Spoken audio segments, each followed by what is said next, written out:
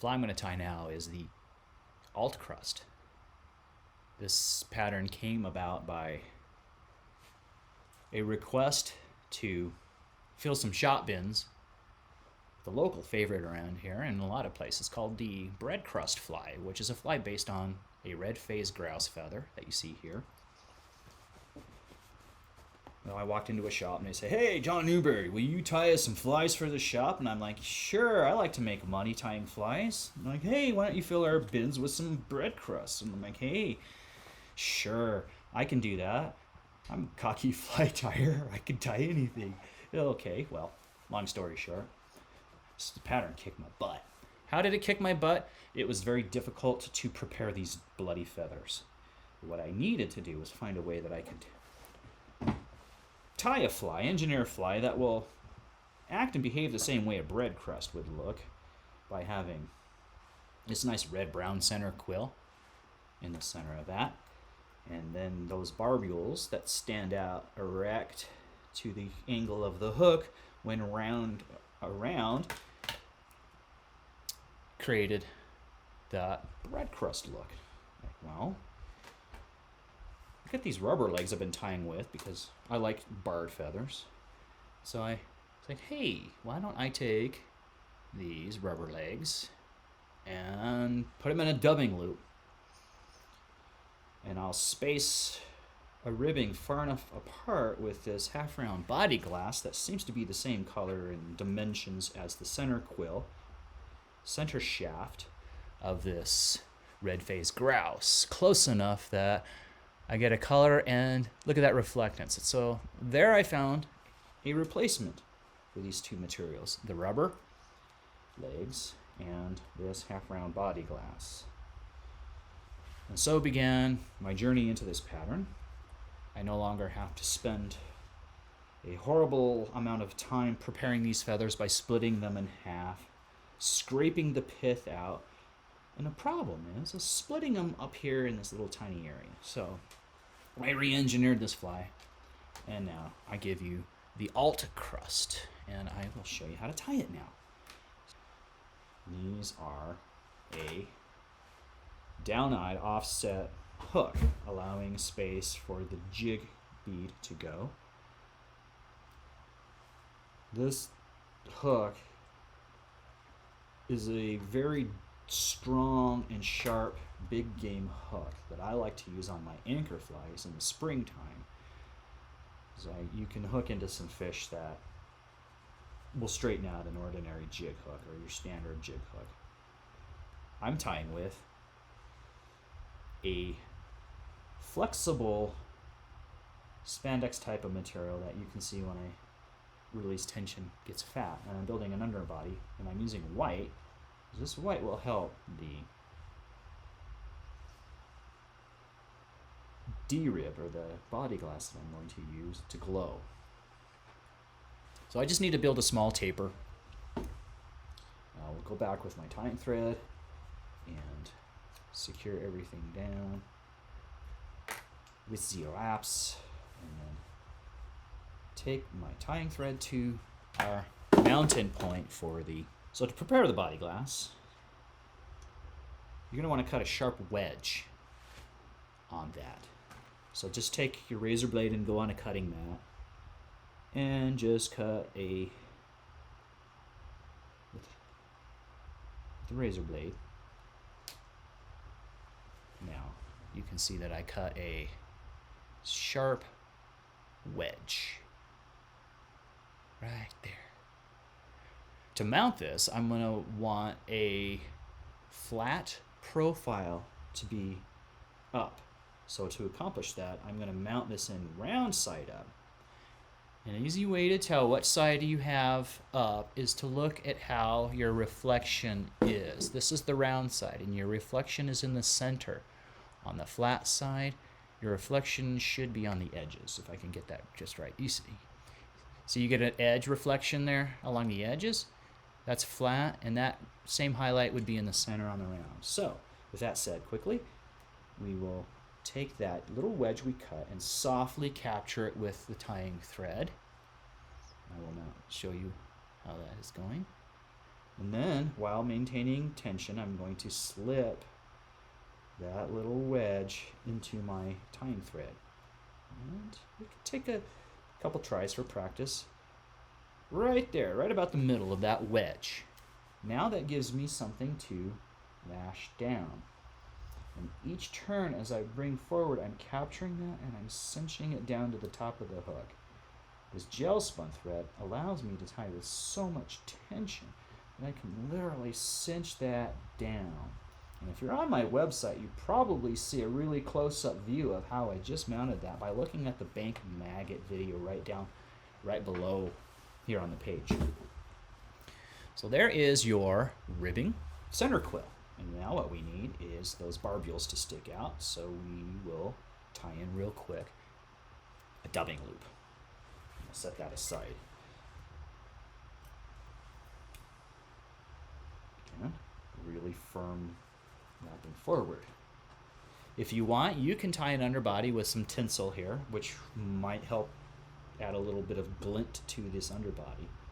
But what I'm doing now is I need to establish this body glass, and what's beautiful about it is the way we tied this in and how strong this is D-rib will not flex that much.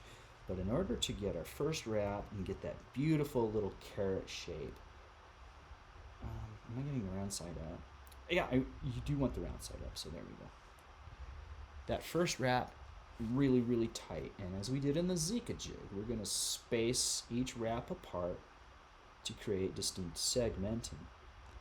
You will notice as I move forward, I'm releasing my tension, allowing that D-rib right there, or body glass, to expand back into its shape. It's okay if it takes a couple of tries, as you can see. Each wrap a little less tension to the point you can capture right there, underneath, in the throat of that fly. I'm giving crossover wraps.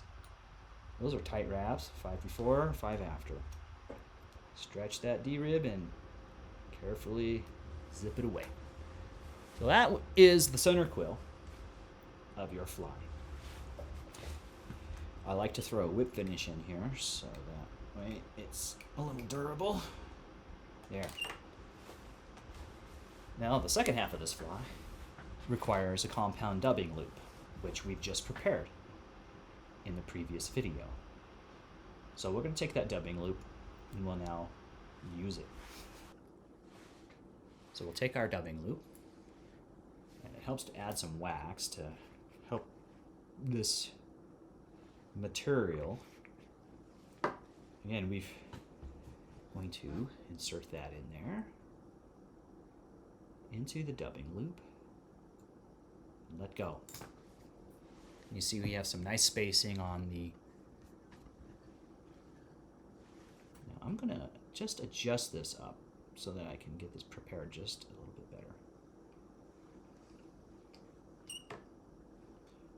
So here's the trick I want you to see. I'm going to pinch with a lot of force the 2 strands of this material in the dubbing loop, and then I will take this dubbing tool and wind it up like an airplane toy rubber band. When we were kids, we had little balsa planes.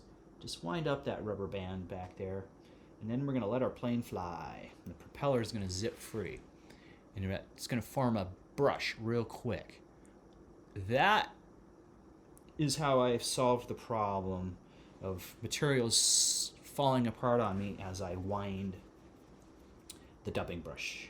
So it helps to just prepare and then zip it.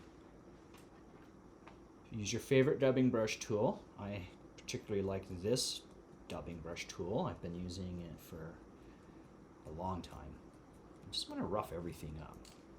Oh, it's cool to see. I want you guys to see how that UV tracer squirrel just glows in there. All right, gonna run out of battery here. So, all right, now I'm back. I wanted to show you guys this glow, big UV glow that the UV tracer has inside of it. See how it glows white and not yellow or orange? Look. Now Get a good grip of that. And I am going to spiral this dubbing brush in between each, or the gap space left from the D-rib, or the body glass ribbing. I keep saying D-rib, it's body glass. Right. Let's keep working our way forward with that D brush. We're good.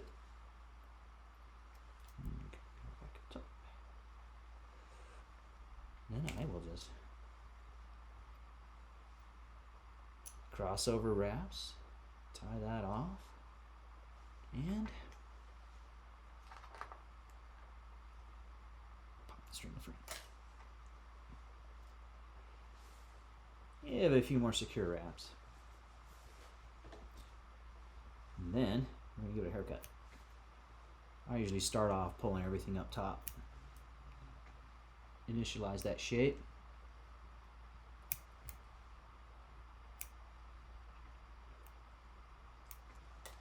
Like that. Still don't see a lot of my ribbing showing through, so I'll trim a little flush.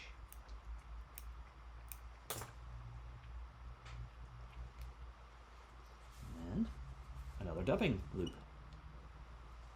This one will be for our collar. I'll set that aside.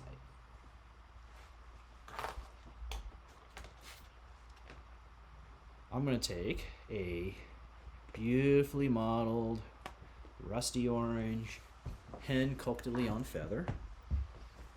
And we'll prep this for just as we did for the green drake. So everything you've seen me do today led up to this pattern in very similar materials. We just need about that much is good.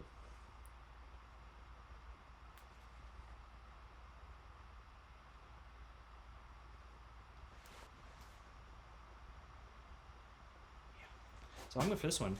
You can choose a lot of colors. I'm going to use a little Spectra.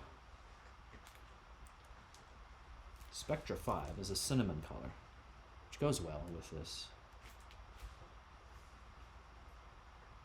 mottled. So what I think is cool is you can take this clamp and clamp down on that feather right there with that dubbing in there. Hold that there. If you want to, you can take comb and pull that through. It gets everything nice and aligned and straight. And then you can insert that into this dubbing loop. Measure the length and even up those tips while you've got this in the dubbing loop. Now bear in mind, a bread crust has a shorter hackle than you would expect. That is one of its traits. And so I'm gonna kind of shortchange my hackle length here. I would normally go to down here. Just go slightly less. And then I'm going to, maybe more. And then I'm going to just, so you can see best, trim that away. Like that. Push those tips closer to the thread. And then, just like we did with the other, pinch, and then pre-tension underneath, and then zip it. That quick zip prevents your materials from shifting around on you if you were to spend time doing that dubbing loop, slowly twisting it. We only really want a good solid turn like that. Pull everything back and secure behind the eye. 2, 3. Usually I like to do 5 wraps to tie off.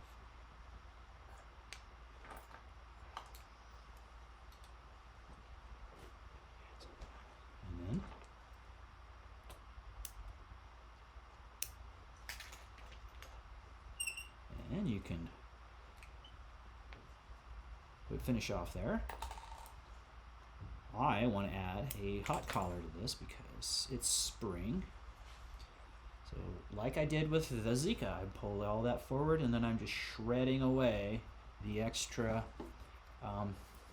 Spectra. And you can comb that back. And then take my favorite spring color is this Lagerton's fluorescent pink. I'm just gonna spend a moment to wrap a hot color. Gosh, can't find my damn razor blade.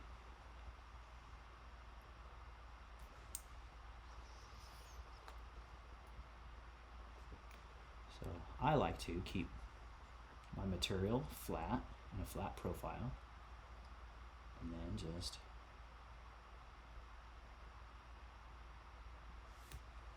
I can wrap a couple whip finishes behind there, and then cut that away.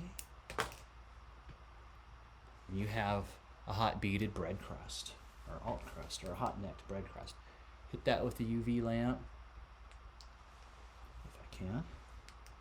It'll glow pretty good in the box. And that is your alt crust.